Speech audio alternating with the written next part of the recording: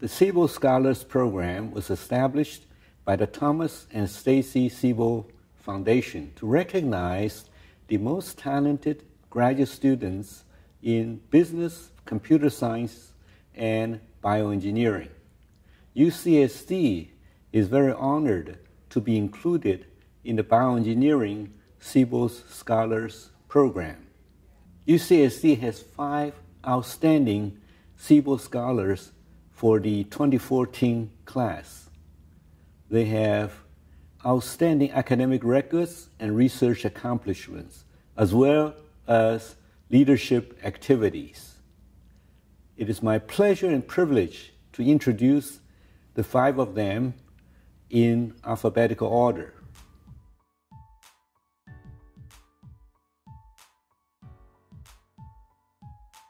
Jeff Gold graduated from Washington University. His PhD advisor is Professor Kong Zhang in the bioengineering department. He's working on whole genome in single cells, such as bacteria in the gut, to gain insight into the mechanism of obesity and other metabolic diseases.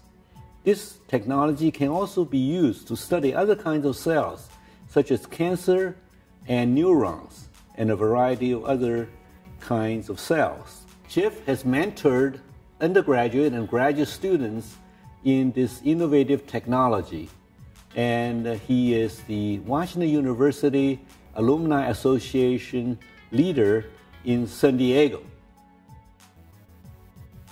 Hi, my name is Jeff Gold, and I'm a Siebel Scholar.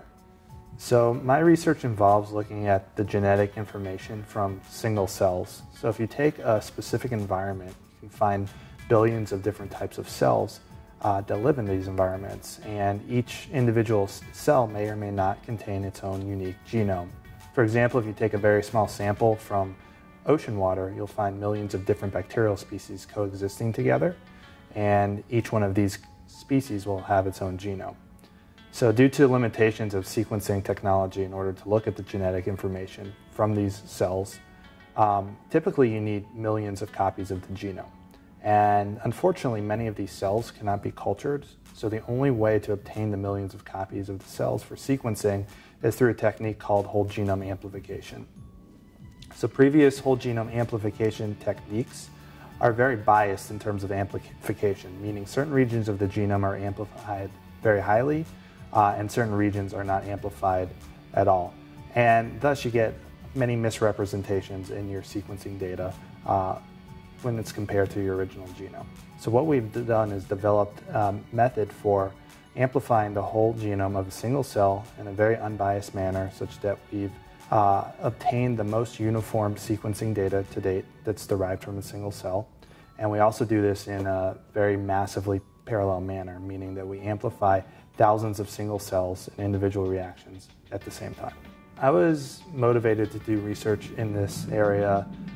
Since I was in high school, I was interested in genetics because of the first human genome that was sequenced. And when I was in college, sequencing technology and microarray technology continued to improve. And luckily, when I first entered graduate school, the next generation sequencers that are very similar to the ones that are currently available started to become commercially available. So I knew that I wanted to do some research involving next-gen sequencing and possibly something involving technology of development. And when I first came here, my professor and mentor, Dr. Zhang, was kind enough to let me do a rotation in his lab, and I was immediately hooked on doing research involving next-gen sequencing. And I always had in the back of my mind that sequencing technology could be used for personalized medicine and revolutionize the field of medicine. And we're starting to see that today with certain companies using next-gen sequencing for diagnostic purposes. And it's always something that I wanted to be a part of. So my research is currently used for 2 specific applications. The first of which is to assemble the genomes from single bacterial cells, and this is known as de novo assembly. So specifically, we're interested in looking at bacteria that reside in the human gut, because there have been some previous studies that link bacterial diversity in the gut to obesity. So we want to try and find the specific bacteria or even the specific genes that are involved with human metabolism. And the other application is to study DNA content variations from single mammalian cells. So these can be applied to single neuronal cells. There have been some previous studies that have shown that the DNA content from single neurons from the same brain can vary greatly. And these changes are even more pronounced in disease neurons, such as those from Alzheimer's disease patients. So we'd want to look into that into a little more detail. And you can also study these same variations in single cancer cells from the same tumor to perhaps study cancer cell evolution from the time a tumor arises to the time it kills a person. So to be a Siebel Scholar to me it's amazing. I have the ability to connect with a very distinguished group of individuals for the rest of my life. I don't know of any other award that's directed specifically towards graduate students that has the same level of prestige. And most importantly, it gives me confidence to be successful in research, business, and industry in the future. And thus, I believe it'll be a life-changing experience for me. Margie Mathewson graduated from University of Illinois, Urbana-Champaign. Her PhD advisor is Professor Richard Lieber of Orthopedic Surgery and Bioengineering. Margie is working on the genes in muscles of patients with cerebral palsy. These children have difficulties with their muscular movements as a result of the neuronal problems. Her work leads to a new understanding of the muscular disorders in this neuromuscular disease and also new ways of treating them.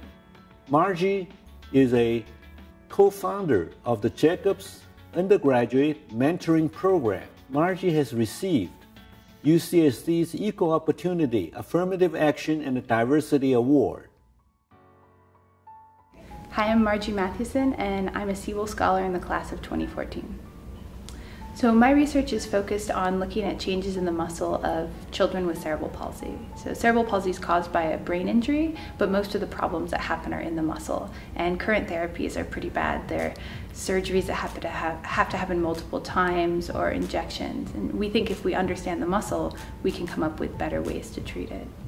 So I was actually motivated by two things. One of them was getting the chance to work with a patient population directly. I think it's really important to know that your research directly translates to people, and so I get to work with pediatric patients, take images of them, work with samples from the kids, and so I can see a direct relevance of what I do.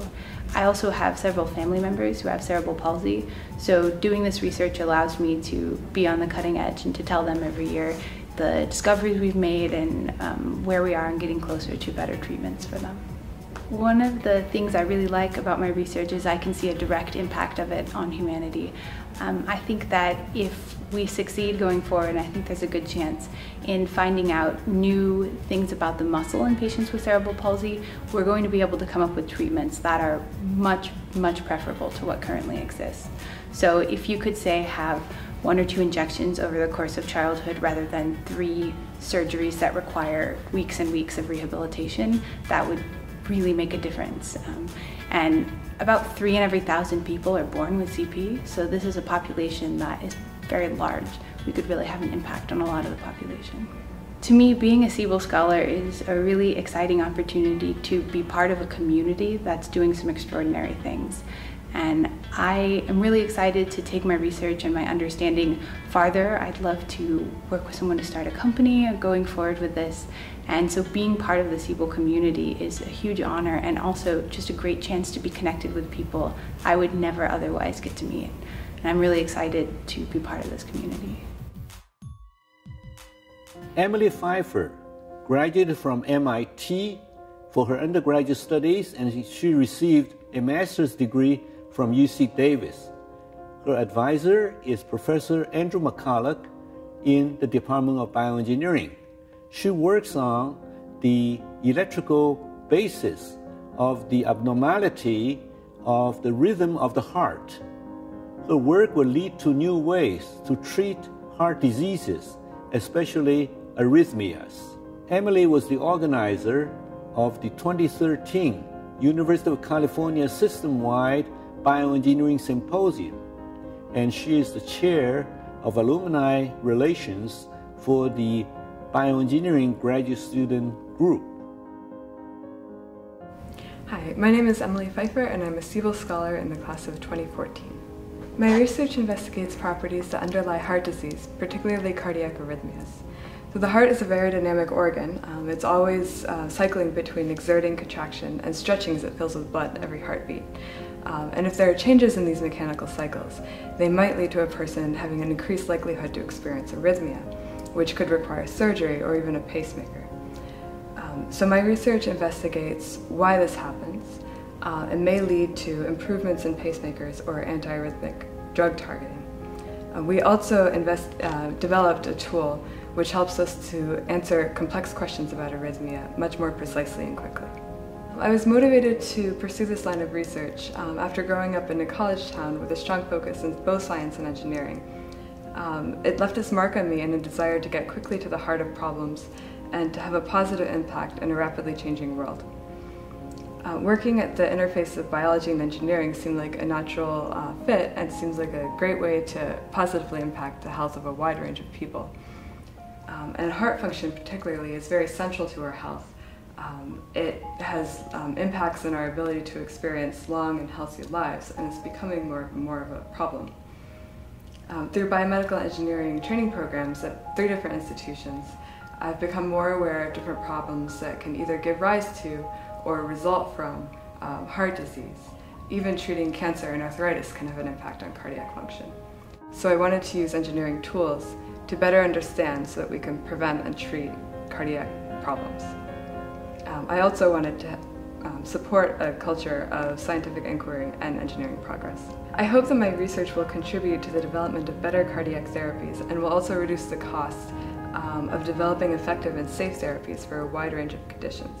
So in addition to the discoveries we made, I hope that tools like the ones we developed will be useful in screening potential pharmaceuticals earlier in their developmental pipeline.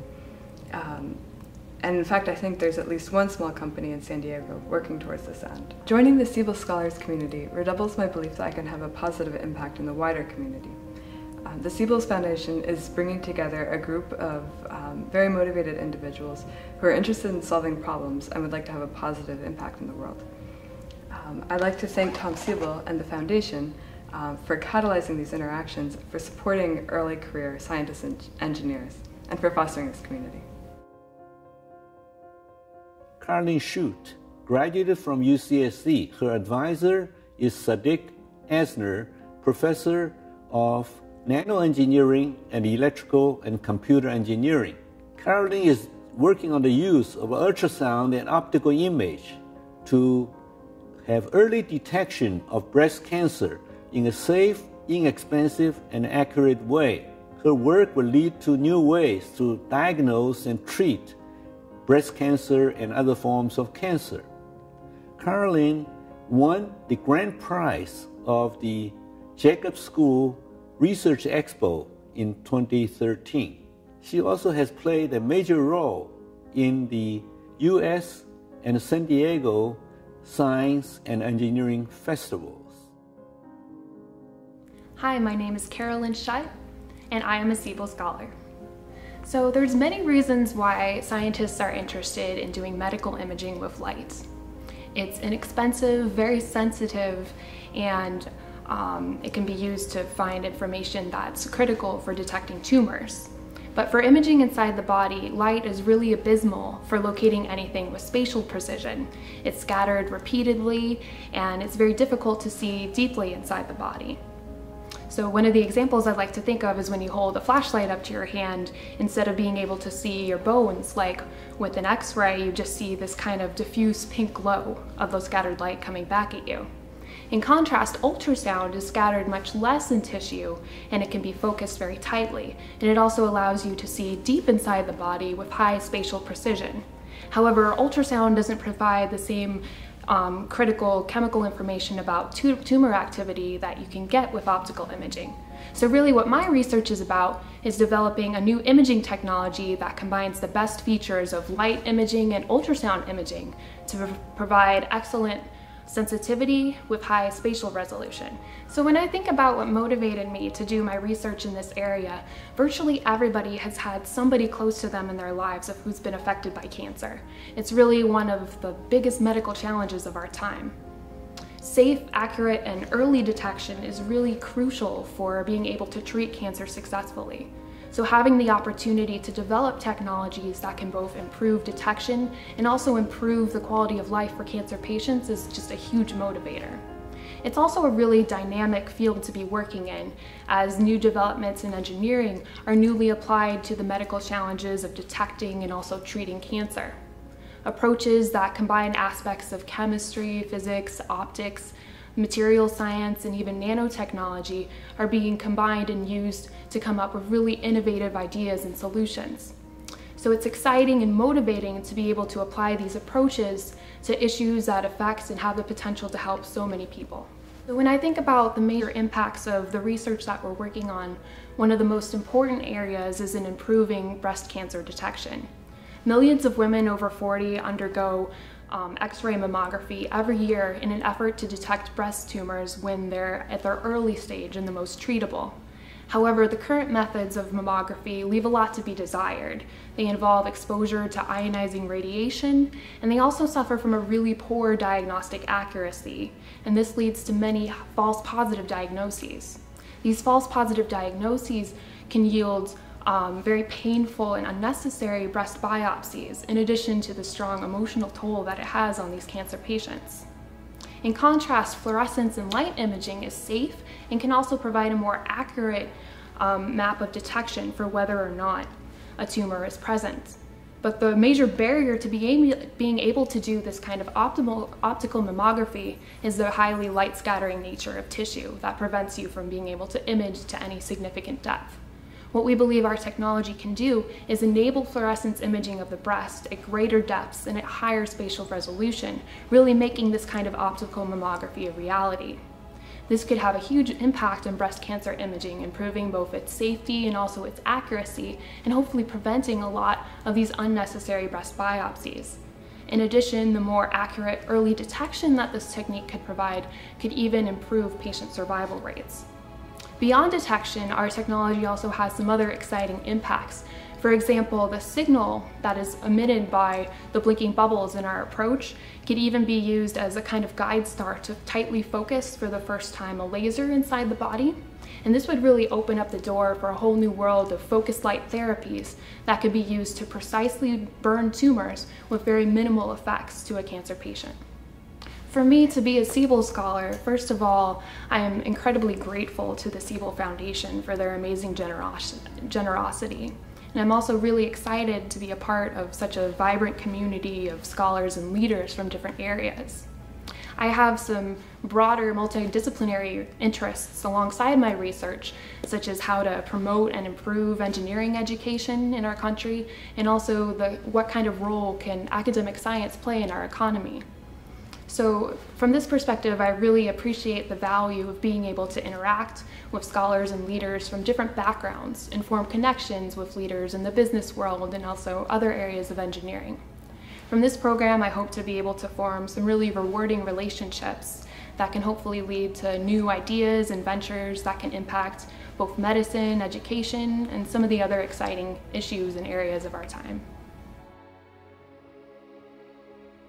Ludwig Vincent graduated from University of Pennsylvania. His advisor is Professor Adam Engler. He's working on understanding how the mechanical properties of the substrate underlying the stem cells can modify their development into different kinds of cells. That is, their differentiation. This work has important implications on the use of stem cells for regenerative medicine purposes to repair and replace diseased tissues. Ludwig is the president of Jacobs Graduate Student Council, and he has won the Achievement Award for college scientists. Hello, my name is Ludwig Vincent, and I'm a Siebel Scholar for the class of 2014. Imagine you are walking on a soft sandy beach, and then you start walking on asphalt. How you walk on the soft beach versus the hard asphalt, how you react to the environment, the mechanical properties of that environment is very important to you. It affects your gait, it affects your step size, it affects all these things. Cells do very much the same thing. Cells, when they crawl on your body, when they're moving around, they can actively sense and feel the environment. And they can react as a function of the stiffness, mechanical properties, any kind of cues that are presented to them physically. What we do in the lab is engineer those environments. We take what we know from various disciplines and we make these environments to control the behavior of the cells. We hope that by controlling the behavior of the cells, we can get them to what we want to do and hopefully be able to lead to any kind of therapeutics or be able to get them to become a cell type that's missing, to be able to fill in a hole or a gap that currently exists. When I was in high school, I would read the newspaper, and I went to high school in North County here, so I was reading the Union Tribune. And so what I was reading about were the interesting discoveries that were made here at UCSD, the other institutes around here, as well as the greater San Diego community. To me, it was a fantasy between 3D printing, any kind of broad technologies, algae, commercialization, Nobel Prizes from Roger Shen's lab, things like that, were very, very much a fantasy to me. These were great things to aspire to. And so I wanted to know, how could I get myself into this community? How could I get myself into doing some of these things that these people were doing? And 10 years later, it took me a while, but here I am back again, and I feel that I finally realized that dream to actually be part of the fantasy that I had back in high school, to be part of this community, and to actually be able to do science that hopefully will impact a number of people or technologies. For the last 50 years, biologists studied cells outside of the body. They studied these cells in culture plastic and on glass. Unfortunately, there is no plastic and there is no glass in our bodies, so we are introducing lots of artifacts by culturing these cells in the dishes. What our researchers are doing is really pushing forward the importance of studying these cells in a native environment, studying these cells in a context that is more mimicking that of what we would actually find in the body. We think that's really important because without a greater understanding of the cells and how they would actually react, we can't use these cells to their full therapeutic potential. With this greater understanding, we hope we can actually push these cells and their full therapeutic potential to the clinic and to the patients. Validation, motivation, and access. To me, being a Siebel Scholar is validation that what I've been doing in the lab over the last 4 or 5 years is of importance to others and to the broader community.